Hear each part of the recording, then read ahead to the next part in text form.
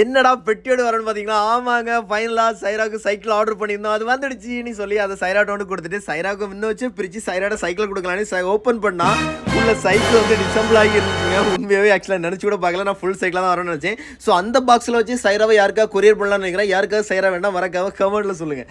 அப்புறம் உள்ளே இருந்த அந்த பார்சல் எல்லாத்தையும் பிரித்து எடுத்து ஒவ்வொன்றா வந்து அசம்பிள் பண்ண ஆரம்பித்தேன்.